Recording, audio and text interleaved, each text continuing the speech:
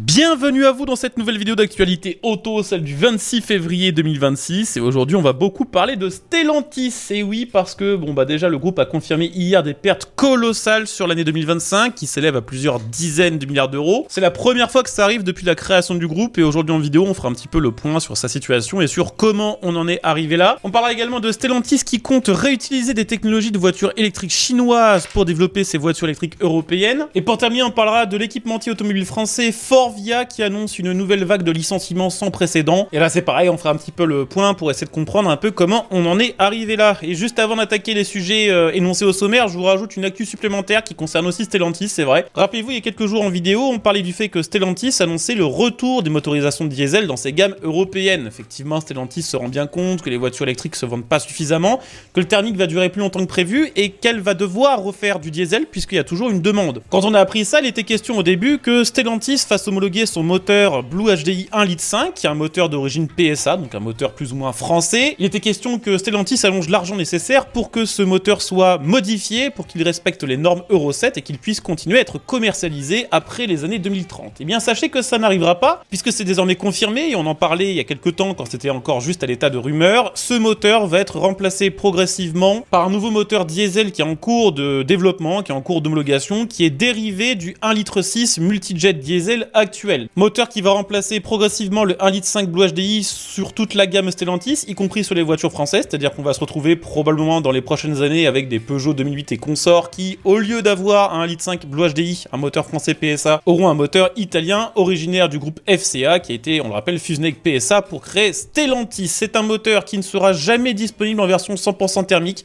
il sera systématiquement hybridé, ce sera via une hybridation légère 48 volts qui sera via sa boîte de vitesse, la boîte IDCT6 qui intègre un petit moteur électrique. Ça permettra de réduire sa consommation d'essence et techniquement ses émissions de CO2, ce qui devrait lui permettre d'éviter une partie des taxes, une partie des malus et des punitions fiscales européennes. Une décision qui est motivée par principalement deux arguments. Le premier, c'est que homologuer un moteur, ça coûte très cher, que Stellantis étant déjà dans une situation financière assez compliquée, elle n'a pas forcément envie d'investir pour homologuer tous ses moteurs. Elle en a choisi un, son moteur italien plutôt que son moteur français, parce qu'ils estiment déjà que les Français sont moins attachés à leur moteur que les Italiens, mais aussi et surtout parce que le 1,5 litre Blue HDI avait quand même une sacrément mauvaise réputation. Rappelez-vous tous les problèmes de fiabilité liés aux chaînes d'arbre à cam qui étaient présents sur les premières générations. Ça a été vraiment un boulet qu'a continué de se traîner Stellantis et le Blue HDI sur toute sa carrière. Maintenant, on verra si Stellantis fait la même chose pour ses moteurs essence. Ce serait bien qu'une fois pour toutes, elle arrête avec son 1,2 litre turbo, qui est un dérivé du 1 litre PureTech, parce que il y a vraiment plus personne qui en veut. On verra. En tout cas, on va passer au sujet énoncé au sommaire de cette vidéo. N'hésitez pas, comme d'habitude, si la vidéo vous plaît, à le montrer en laissant un like, en vous abonnant pour les prochaines vidéos, à bien sûr booster celle-ci si le petit bouton booster apparaît chez vous, et bien sûr aussi laisser un petit commentaire dans lequel vous donnerez tout simplement votre avis sur l'actu du jour, notamment sur la situation de Stellantis. Pour vous, qu'est-ce qui fait qu'on en est arrivé là ?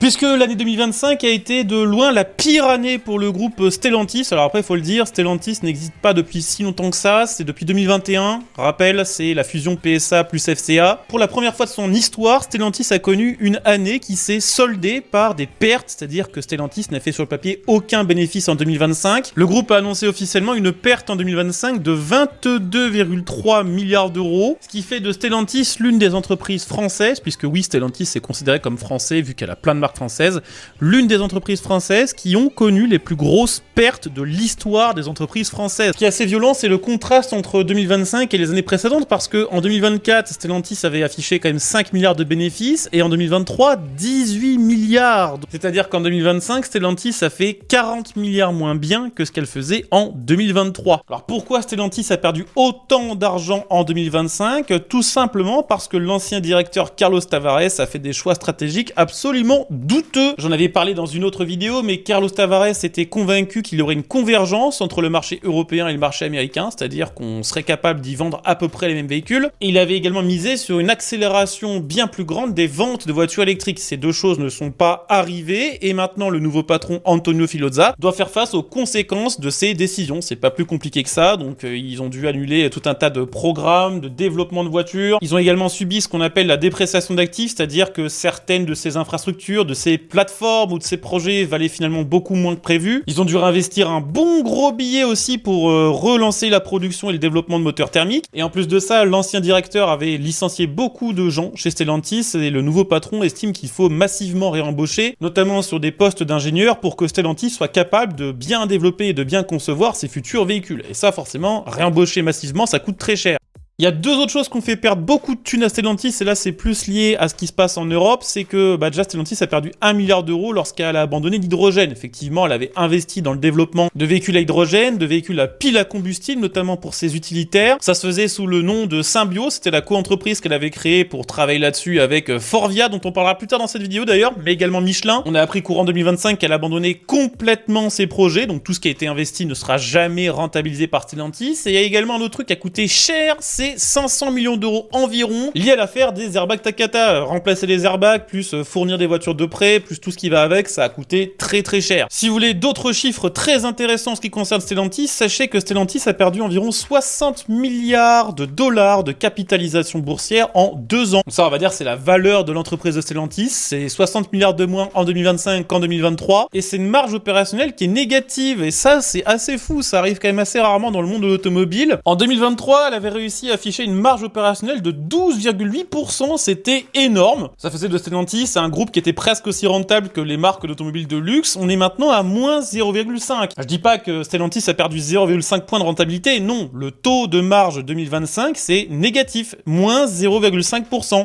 Pour essayer de redresser la barre et de relancer la machine, Stellantis et son nouveau patron misent désormais sur une baisse des prix et un retour au volume. Effectivement, Stellantis, quand c'était Carlos Tavares, ils ont fait ce qu'on appelle de la montée en gamme, c'est-à-dire qu'ils étaient OK sur le fait de vendre moins de voitures, mais vendre des voitures plus chères pour marger plus. Mais on en est arrivé à un point tellement débile en ce qui concerne le prix des voitures neuves que les clients ne viennent tout simplement plus acheter de voitures. Résultat, Stellantis veut faire l'inverse, revenir à des voitures plus bas de gamme, qui seront moins chères et qui se vendront plus. Stellantis mise dans les prochaines années sur un retour au thermique et à l'hybride plutôt que sur une transition éclair vers la voiture électrique et espère revenir rapidement à une marge annuelle située entre 1 et 4%. Bon, c'est pas incroyable, mais c'est mieux que moins 0,5. Son plan stratégique sera détaillé le 21 mai prochain. Évidemment, on parlera de tout ce qui est annoncé. Il risque d'y avoir du lourd. En attendant, quand Stellantis a annoncé ses chiffres, elle a quand même conclu en expliquant qu'elle avait commencé à voir un rebond de ses ventes, puisque au second semestre 2025, elle aurait vu une hausse de 11% des volumes de voitures qu'elle aurait vendues. Et ça, notamment grâce au marché américain, sur lequel elle a décidé de réintégrer des grosses motorisations thermiques, y compris des gros V8 émis sur ses pick-up, et ça se vend très très bien, il y a beaucoup de demandes, donc forcément la courbe est remontée d'un coup. On verra si ça continue. On rappelle aussi que pour récupérer rapidement du cash, Stellantis s'est désengagé de tout un tas de projets liés à la voiture électrique. Il y a eu plusieurs usines de batteries qui ont été abandonnées. Et d'ailleurs, en ce qui concerne le développement de leur voiture électrique, Stellantis, qui possède la marque chinoise Leapmotor, enfin, elle la possède pas vraiment, elle la distribue en Europe, ça reste une marque chinoise. Ce que veut Stellantis, c'est réutiliser la technologie de ces voitures chinoises Leapmotor dans ces voitures électriques vendues en Europe de marques européennes comme Fiat, Opel et Peugeot. Elle souhaiterait un nouveau partenariat leur permettant d'utiliser les batteries et les moteurs électriques Leapmotor, considérés comme plus avancés et plus techniquement au point que les moteurs et batteries européennes. Aucune surprise là-dessus. Un nouveau partenariat qui est en cours de négociation avec Leapmotor, en sachant que ce que voudrait Stellantis dans ses rêves les plus fous, ce serait également étendre cette stratégie aux véhicules électriques qu'elle vend aux États-Unis. Chose qui n'est absolument pas sûre, puisque aux États-Unis, il est strictement interdit de vendre des voitures qui intègrent des technologies chinoises, donc c'est pas gagné. Pour terminer, on va parler de l'équipementier français Forvia qui accélère tout simplement sa restructuration et accélère les licenciements. C'est surtout ça le problème. Forvia vient d'annoncer que 6400 postes allaient être supprimés en 2026. Des postes qui vont disparaître un peu partout en Europe. C'est pas qu'en France, c'est aussi en Allemagne par exemple. Pour l'instant, on sait pas précisément quelles usines vont prendre le plus cher, il n'y a pas eu de liste officielle. Une mauvaise nouvelle n'arrivant jamais seule, on apprend dans la foulée que Forvia abandonne complètement sa division qui était dédiée aux intérieurs automobiles. Elle fabriquait par exemple des panneaux de port, des planches de tableau de bord, des consoles centrales, tout ça c'est fini. C'est une activité qui va être revendue de sorte à récupérer vite de la liquidité tout simplement. Autre mauvaise nouvelle quand même, alors on verra ce que ça donnera, mais le groupe annonce qu'il plafonnera désormais ses investissements à 7% du chiffre d'affaires annuel max. Le but étant de préserver un maximum les finances du groupe et ses marges. Alors ça peut se comprendre, mais quand même, quand une marque commence à rogner sur les investissements, en général ça se traduit par moins de produits développés, et ça en général sur le long terme ça marche pas. À l'avenir, Forvia veut surtout développer sa partie électronique, tout ce qui va être équipement, accessoires, par exemple les sièges de voiture connectés qui disposent maintenant de capteurs, Le but principal de la manœuvre étant d'augmenter la marge du groupe, dont le chiffre d'affaires devrait rester relativement stable jusqu'à 2028, mais espérant quand même passer d'une marge de 6% à 7%. Voilà, ça se fait au prix de 10 000 licenciements qui auront lieu jusqu'à 2028. Voilà, on a fait le tour de ces actus du 26 février. J'espère que la vidéo vous aura intéressé. On se retrouvera demain avec des actus peut-être un petit peu plus variées, enfin c'est sûr, puisque là on a fait que du Stellantis quasiment. En attendant, n'hésitez pas à laisser un like à cette vidéo, à vous abonner pour les prochaines et à devenir un soutien via le bouton rejoindre. On se retrouve dès demain pour la suite. Ciao!